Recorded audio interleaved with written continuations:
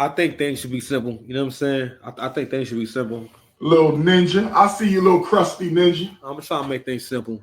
I see you, little crusty ninja. Trying to make things simple, but you know, we're gonna go ahead and just run through a few things, man. And I'm gonna just react to it as I see it. I didn't prepare for the show, but it doesn't matter because it's the passion that counts. I don't know who this man is, but we're gonna go ahead and just go through it a little bit. Okay, so we have Mr. Busby. He says, "My G, ... I shit you not. Last night, the DJ spun Nokia. Nokia is the record off the new Drake and Party Next Door album. Some sexy songs for you, $$ for you, right? Nokia probably gonna be the song of the year, bro. Nokia probably gonna be, that album's gonna be the album of the year. This is probably one of the best Drake albums I've heard in a long time, bro. My G, I shit you not. Last night, the DJ spun Nokia. And I seen with my own eyes a group of women stop dancing and give each other the whatever this emoji is right here and left the dance floor. He said they left the dance floor.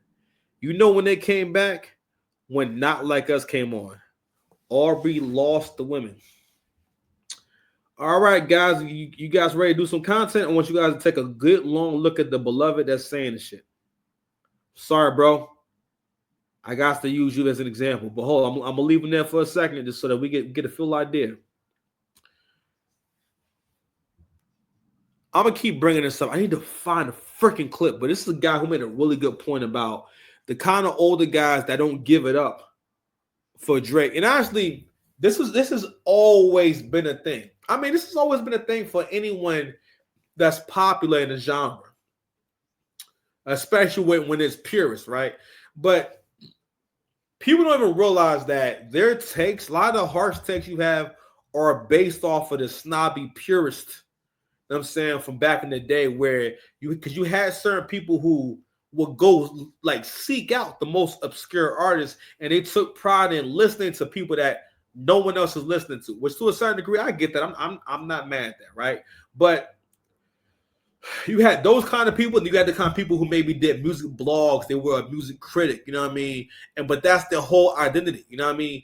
But their job is not necessarily to just enjoy the music and just let the chips fall where they may, right? But what's happened is we now have a whole society of critics. What's up, baby? Thomas. Say it again. Thomas. Who? Thomas who? Thomas Train Toy. What's the Thomas the Train Toy? Okay. All right, man. Real quick, guys. Hold on, yeah. All right, T, go ahead, T. You know I spell it.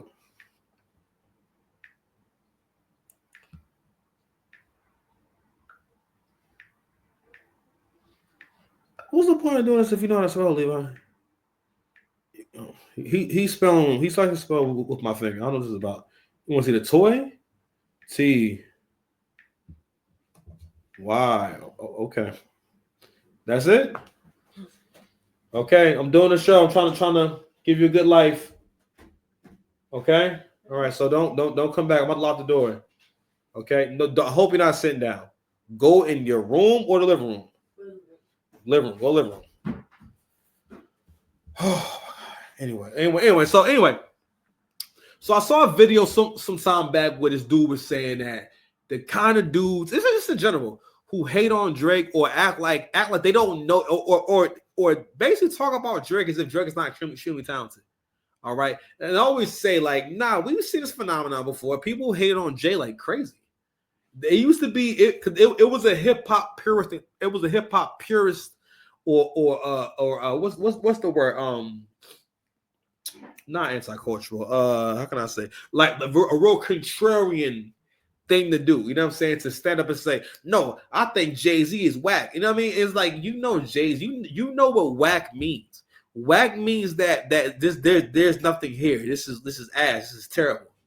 You know what I'm saying? You know what whack means.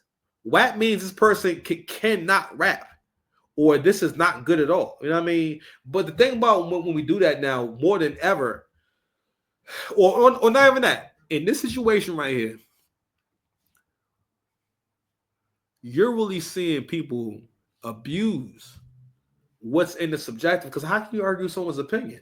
Because what can happen is the other person, you're having two different conversations. One person is trying to actually have a logical conversation and actually talk about something, while the other person is more so concerned with trying to get you to respond in an emotional way. Because for the most part, before Kendrick opened his mouth, I had people telling me that, oh my gosh, it's over for Drake. When Kendrick responds, I'm like, so from the gate, you're admitting that you have a bias and you're not really listening. Because it wasn't until the end of this shit, or this reason, I realized y'all didn't listen to Family Matters. Like, you wasn't really listening.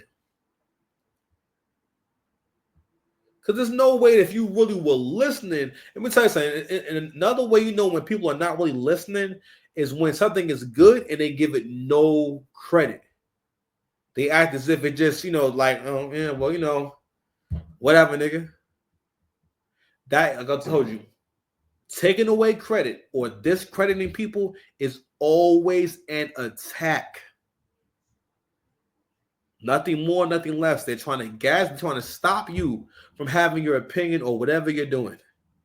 And in this situation right here, for the most part, people who were pro Kendrick, what they wanted to do was they weren't having a real conversation. They're just saying, nah, man, he can't mess with Kendrick.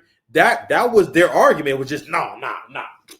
And then I realized, you know what? What's the point of me really trying to convince you? I'm just going to argue. I'm going to use the same approach you're using, and it kills me every time. That GNX album is ass. Kendrick is ass because y'all let him do whatever he want to do. You think that he don't know that it don't matter what he do? He not stupid. Listen, he conditioned you to take whatever product he put out there a long time ago. And he did it with a Good Kid, Mad City. I mean, I like it. For what Kendrick does, that's probably one of the best versions of it in terms of a whole project. But once we get to the next project, there are less songs in there that you would actually ever play. Mr. Morale, most of the album is not listenable. It's not something that you can't play. I mean, I remember trying to play it in the car, and I really was trying. You know what I mean? I'm like, man, I've never heard the entire album. I couldn't get through the whole thing.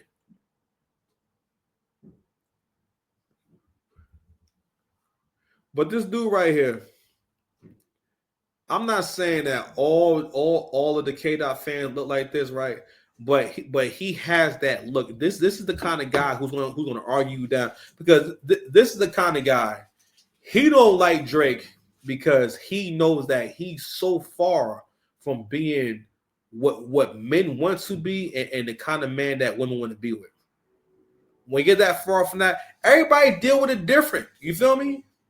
But let me tell you something, like, yo, the phase I'm at in my life, yo, I'm trying to be more successful than I ever been. I'm getting ready to be richer than I ever been, be more successful than I ever been. And like, yo, when I hear that new Drake and Party Next Door joint, bro, I feel good. I feel real good. Like, but just in general, like, I relate more. I understand, because again, Drake raps from a winner's perspective. And from the things that winners go through. If you're not winning, of course you don't want to hear that shit. Like with Hove. Niggas didn't like Hove also because Hove was giving you an image that was so far from what you thought was possible that made you uncomfortable. Rather than saying, yo, that's crazy. Like, yo, he from the hood. And he took his gift and what he had and made that out of it. But anyway, we got that right there. So let's go to the next John, man. So let's actually play the actual footage of what it actually looks like. So that John right there said that when they played Nokia, I'm saying that girls left the dance floor. You know what I'm saying, and they said, "Oh my God, this is such a terrible song that we're all no." So I can't play it on here and whatnot. Basically, clips like this have been going viral for a long time since that record came out. So this is Lotto. Lotto and some baddies dancing in the club to Nokia. I had one more, man. But basically, like yo, like you see these videos of people dancing to this song. Yo, that album got a lot of bangers on it, man. But I want to play. Now I haven't heard this yet, and I want to play this real quick. I don't know what this is about. I think Tory Lanez is calling for What Drake is doing, no matter how you want to put it, he's really doing this for the rest of us artists. Because the reality of it is if one man finally comes out and says, yo, fuck this, and the rest of us do it, a revolution starts. So it's either you look at it as he's going to start a revolution, or you look at it as, you know, it's just Drake doing some shit. He's just trying to do some shit, and you feel like he's doing this because he lost the battle. But being a man that knows him and speaks to him on a day-to-day basis, I shouldn't say day-to-day, I don't talk to him every day, but a man that speaks to him regularly, it's like, that nigga is not no dumb nigga, bro. He's a very smart individual. He's like a war general. It's a nigga that's very patient. And sometimes when he makes certain moves, it's not going to make sense at that moment. But the grand scheme of what he's doing is so smart that when it comes into full fruition, that's when you're going to be like, oh, I get it now. I think I played that in the last video. I forget. Somebody was saying that when Drake said I'm ready for round 2, he wasn't talking about Kendrick at all. For him, this was probably never about Kendrick. Drake probably already knew that UMG had plans of using Kendrick to mess with his numbers and mess with his deal. I think on the Joe Budden podcast, they were talking about, well, this whole thing could be all about Drake getting out of his deal and going independent and getting all his money and also getting his catalog from UMG.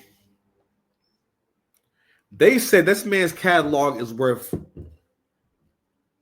all. I don't know how this is possible. I keep saying I don't know how. They said it's worth more than all the music from the 70s, 80s, and 90s and 2000s.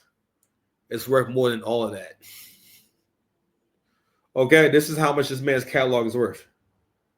All right, like this nigga has the most. I think he might have been one of the first artists to get 1 billion streams. 1 billion. And continuing to have hundreds of millions of streams on a regular basis. You know what I mean? And you got people online really talking about, is he done? Is it over? I'm like, yo, only black people think like this. It's just been disgusting. But going back to what Tory was saying, what he's speaking to is how the world actually works. Drake lives in the real world. Black people don't live in the real world. The first comment he made is one of the main arguments you heard spread across the internet. People who want to be cool, who are not black, listen to black people and say, all right, well, that's their thing, it's their culture. And if that's what they're saying, then that must be what it is. That's how a lot of people, I think, who try to respect black culture, see black culture. So if they see these people who sound so, they feel so strongly about this thing, right? What they've done for the most part is buy into our colorism, where we buy into this idea that you are a more authentic, you are a better person, a more authentic person. You're more honest, you're more trustworthy the darker you are. When in actuality, keep it a stack, the meanest people that y'all have all met, the people that you've had the most conversational energy from, or confrontations with, falling outs with, a lot of times be darker skinned people.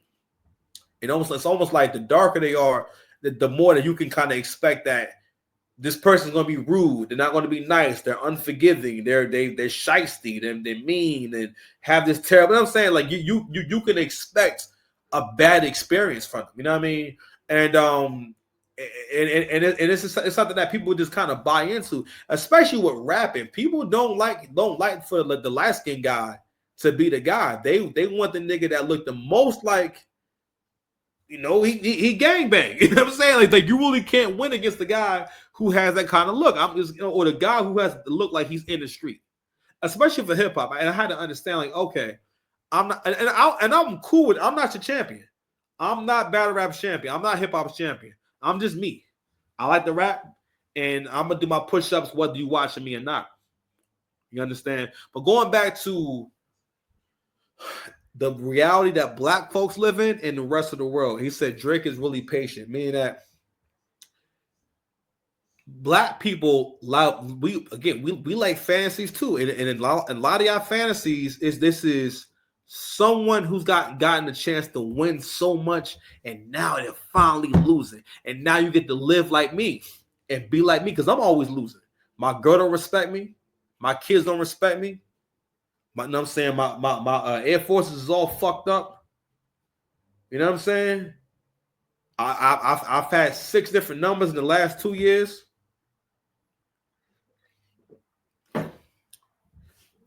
At one point, I was a Google Voice nigga. When I call you, it asks you to record. You hear my name first when I call you.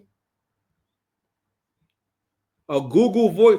Listen, it's a lot of Google Voice niggas out there that's knocking down a bad joint right now. It's a nigga right now that don't got a working phone that got a woman right now, and she might be cute, especially if she young. Man, listen, yo, y'all be wasting that youth. So my sister, yo, you better get that done right now. Don't wait till you old and washed. Shoot, she nasty work. But anyway, going back to the differences in mind state. So I'm sorry, I mean a mentality. So again, with black folks, again, it's about fun. And I heard Angry Man. That's how Angry Man has put it. When it comes to someone bringing reason and bringing facts in, right? The way that black folks like to respond is, you know, you're spoiling my fun. You're stopping me from having fun. Basically, you're spoiling my fantasy. And in your fantasy, winners don't win. You know what I'm saying, and a loser can become, or maybe that's just the American dream. Maybe that's just how we are in the West, because we have been conditioned, not even conditioned. We've been exposed to the idea that someone could go from being a nobody to someone. I'm sorry, that someone can go from being a nobody to somebody in the matter of 24 hours, and that really happens. All right, or someone could be born extremely poor and become extremely rich, and it's not like a fun. That's normal in the United States. That's normal. It is in the United States. You can go, even though it's not likely, but you could have been in jail 10, 20 years ago. You know what I'm saying, and be a millionaire now. In this country, you can still become a millionaire if you really want to make the right moves. You know what I'm saying, and really work on it. Yeah, it can happen. Like, really, anything outside of changing what you were born with, or excuse me, who you are biologically, can be changed. You understand? But long-term thinking and seeing things from a broader perspective, it's the fact that in y'all minds, you thought that Drake got into this whole thing because he's stupid. And that's one of those low vibrational behaviors that I be talking about, where y'all think that billionaires or millionaires are stupid. The only stupid millionaires are entertainers. Don't get me wrong. I understand Drake is an entertainer, but his level of success is not one where he's just in the right place at the right time. No one has ever gotten on a song with Drake and made Drake hot. Even before Drake was hot, he was getting niggas hot because he knew what to do on these records. To this day, one of Rick Ross's biggest records, pretty much every artist out there, one of their biggest records or their best records is a Drake record. You know why? Because Drake don't just rap on the record. He give you the whole song. He said on every song I give him the hook, even the look. That's why every song sounds like Drake featuring Drake.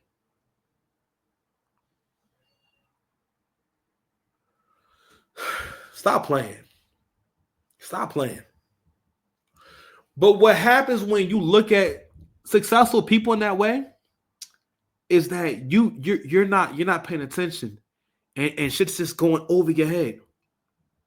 Completely over your head. The Fighting Irish freestyle. Drake is basically saying, well, I'm about to go through with this lawsuit, and I'm about to win this lawsuit. And subconsciously, one of the reasons why people want to keep trying to break down this whole thing to, oh my God, you stop crying because you lost a rap battle. Is that what the rappers do? Most of you niggas don't even know what a rap. You don't watch battle rap. There's a whole world out here called battle rap. You can watch. You don't watch battle rap. You don't know how to judge a battle. And got the nerve to say basically that, oh, this is normal. This is normal for someone to try to ruin your reputation. What are you talking about? You lost a rap battle. Yeah. I'm gonna say like my grandma lost plenty of rap battles. What are you talking about? Like shut up. Ugh. And it's not like, Drake ain't made not one stream. He ain't made one song complaining. He's never said like, oh my God, I can't believe y'all like what he's doing. Drake ain't really said nothing. After that, after he put them records out, my man went on with his life. He threw little shots here and there, but people even got to where they want to gaslight you into thinking that basically it's not okay for him to have any thoughts, for him to do anything except let Kendrick have his moment and let the little guy, literally the little guy win. And because you're the little guy. You're the one. You're just like Kendrick. You don't want to put no effort. You want to rest on your laurels, like the softest pillows. You resting on your laurels like a $500,000 mattress. I have not had a meal. Actually, I have a meal today. I've been doing real good with not eating like the entire day. Man, listen. Six Pack, listen, Uncle Six Pack's finna get real foul on y'all asses. I'm trying to tell you. I decided to tell you, I said, you know what? I've been saying 235, which is still really heavy. But I thought more about it. I said, you know what? I need to be like 225. I need to be a solid 225 to be in my absolute final form. Really 215. I mean, but trying to be humble. But listen, now your boy definitely losing 40 pounds this year. Definitely. You know what I'm saying? Vitamin Shop had a crazy sale on protein powder, yo. So you're saying. Oh, yeah, I'm also gonna be doing I know I've been talking about it forever, but we're gonna start doing the 6 Packs of Health content on the other channel and everything. And we're gonna start doing that other content, all right? And 6 Packs of Health is gonna be like my performance and health channel, and then I'm gonna have the food channel. You feel me? Where we're gonna do food reviews. It's gonna be everything food. All right, we're gonna be reviewing like restaurants, fast food. You feel me? We're gonna be reviewing stuff off Uber Eats. You feel me? We're gonna do basically doing like comparisons. I'm gonna order food from here or from there, and we're gonna compare who has the best chicken wings. You know what I'm saying? Shit like that. It's like fun stuff. You feel me? Your crew run, your crew done. And this is the year where I'm going to become a legit artist that puts out music all the time. Puts out because the cycle. I'm going to bring the same shit, the same work ethic that I do to content, to music. You know what I'm saying? So as y'all can see, I've already created a new way for artists to promote a song and make it like a song. So no one's watching me perform right now, right? But as the show gets bigger, and that's a part of like the intro, like you whether you listen to it or not, you've still been exposed. You've heard the beginning of that song, and and listen, one of them Jones, you gonna like it. All right, one of them Jones, you gonna like it. Shout out to everybody watching the Jones on the channel, man. The Joy Reid clip is going viral right now. Hold on a second, not viral, but yeah, man, it's getting a lot of views, man, a lot of views. So when I first got this channel a while back, I think the channel was at like 100 or 500 views in the last 28 days. I'm saying, so we now at 36.7 thousand views in the last 28 days. Actually, the channel got like 8,000 views in the last couple of days because it was down to like, huh? What's wrong? What you say? Babe, I'm doing the show, babe. We gotta stop doing that. Yo, he trying to get my attention. I'm doing the show. Babe, I'm almost done, all right? Anyway, so yeah, man. So I think it's interesting because it's one of those things where when you're around people who haven't really accomplished as much as you have, or just really aren't in the best space, it can be hard to have discord or disagreements and whatnot because they're not able to have a conversation with you that doesn't involve manipulation, all right, or doesn't involve trying to distract you from the work that they haven't done. Okay. And it's really important, to kind of not lose sight of what's going on right now. Drake is doing something that's unprecedented for the most part in terms of being able to go to war with the label. The fact that my man got enough money to hire the lawyers to go after his label legally. The fact that y'all not applauding that, the fact that a black man is able to go after his label legally, all right, for what's his, all right. Not only that, the fact that and this is not going to go look good, not going to age well. That so many of you applaud it, and this is also indicative of how men are treated in this country, or just in the world in general. The more you do for the world, the more you provide for the world, people will find a way to always minimize your contributions and your accomplishments. Okay, in this situation, you cannot tell someone. We'll see. Okay. You cannot tell someone that yeah, I know that that this record is literally if Drake wasn't so beloved and such a talented person and that they had actual more proof, this would have destroy his career. Call someone a PDF file. That's the worst thing you can call a man, period. It's one of the worst things you can be, aside from being someone who unalives other people. To the point where this is people's argument for why he lost the beef. He's a creepy weirdo. The fact that you think the dude who that's not how it works, man. That's not how it works. This is someone, and I'm not trying to glaze the boy, nothing like that, but this is the kind of guy that can. He has forgot about women. You can't get nowhere near, man. What are you talking about? What are you talking about? The guy that gets all, there's no story. You know what it is too? I might have coined this before. It is like y'all have a Peter Parker complex. And we watched the movie Spider-Man. Jordan Peterson's pointed this out. How movies have conditioned you to think that the alpha male is evil. And the alpha male is a bad, because the character who's the alpha male is always a jerk. He don't care about no one, no compassion, has a terrible personality, and he's bullying people to the point where he's actively terrorizing people in the school who's usually the main character. When in real life, no, being a man is about being righteous. All right. Now, yeah, if it's like a den of thieves, if it's a bunch of dudes, I guess that's in a real city, the city underbelly of the city. Yeah, they outlaws. So of course they live by a whole different code. But we're talking about regular people. No, it's not normal for men to ever act evil. Men might bust your balls and might make a joke and might give you a hard time and whatnot. But in general, men do not think to be evil or wicked or find fun in being evil or wicked. It's actually more of a female behavior. All right, i.e. Mean Girls. Mean Girls is all about how far women will go just to ruin someone else's life. Whether it be justified or just for entertainment or just to control the social hierarchy of who's popular and how people are seen. Here we go again. You ready?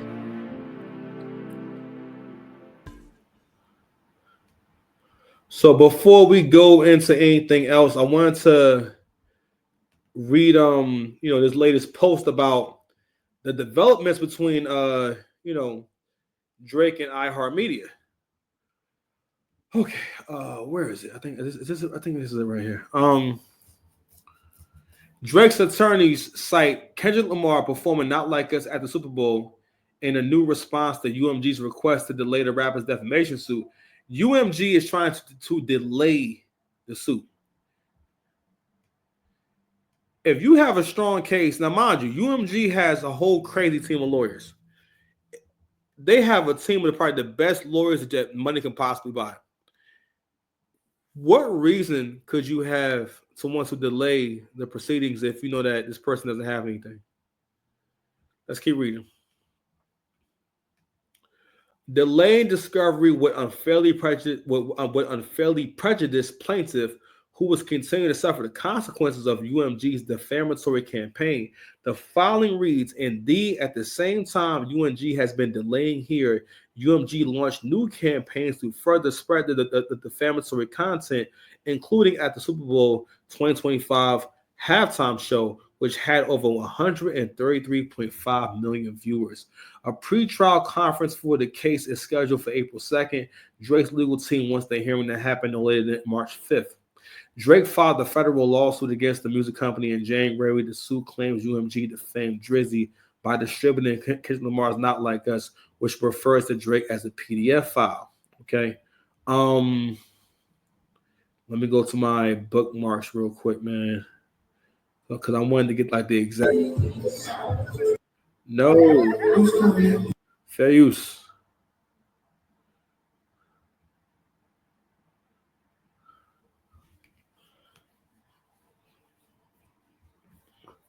So what you see right here. No, I haven't turned the sound on. Let me see. Hold on. Is there any sound to this shit?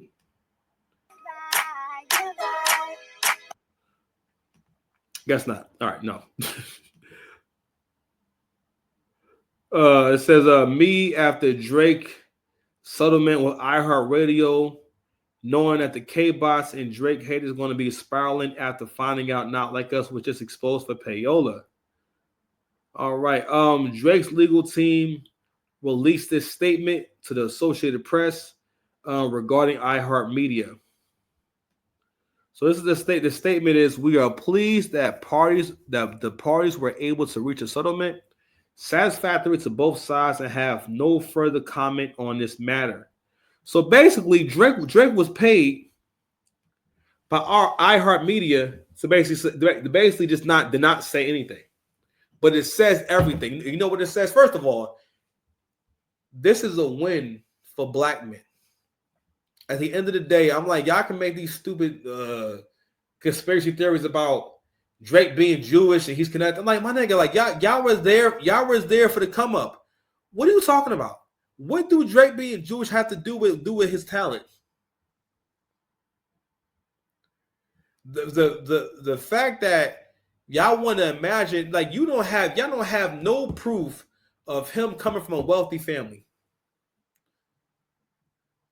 Or any proof or signs or anything like that shows you him living in the lap of luxury or nothing like that. And even if he did, that whole concept, that is niggatry. The whole idea that if you're doing well, if you didn't grow up struggling, if you didn't have a bunch of just basically terrible experiences, that you can't be a good person.